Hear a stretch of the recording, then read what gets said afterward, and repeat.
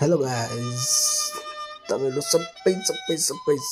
सबैजनालाई स्वागत छ मेरो मिनी ब्लगमा। र आज सोलतिर म कल्लुकतर्फ लागेको किन लागेको भनेर तपाईहरुलाई बादमा देखाउने नै छु। सोल्टी हुनुहुन्छ हाम्रो एक्सपल्स प्रो सँग, अन्त मेरो चाहिँ यहाँनिर चाहिँ अब हामी लाग्यौँ है त गाइस।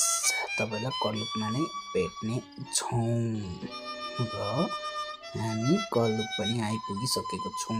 कल्लुक किन आएको भन्दाखेरि चाहिँ यहाँ स्याम ब्रो ब्लग्स स्याम दाजुकोमा हाम्रो अलिक बाइकको काम थियो। दुईजना सोल्टीको, मेरो र सोल्टीको दुईजना झ्याप्पै आएको त ग्यारेज चाहिँ बन्द रहेछ र सोल्टी र म निराश भएर हाँस्दै रेला गर्दै फर्क्यौँ।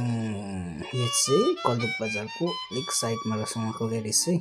फर्स्ट टाइम आएको म चाहिँ, सोल्टी चाहिँ पहिला आउनु भएको रहेछ। अन्त दाजु चाहिँ सन्डेको कारणले गर्दाखेरि चाहिँ ग्यारेज बन्द रहेछ र हामी फर्किँदाखेरि रिङचेङपुङमा बाइकको काम त्यहीँ गऱ्यौँ हामीले।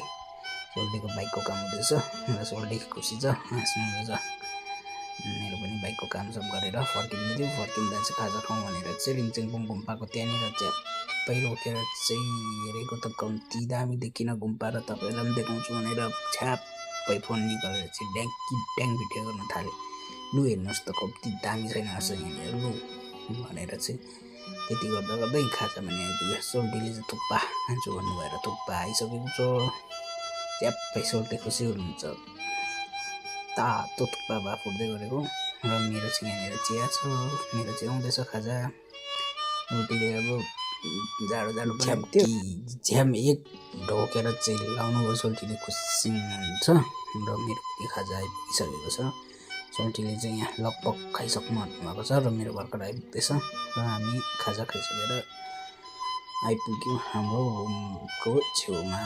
र आजको लागि नै तपाईँहरूलाई यति नै थियो मेरो अपडेट। फेरि पनि अर्को कुनै दिन घुम्नु गएको छु भने फेरि पनि देखाउने नै छु।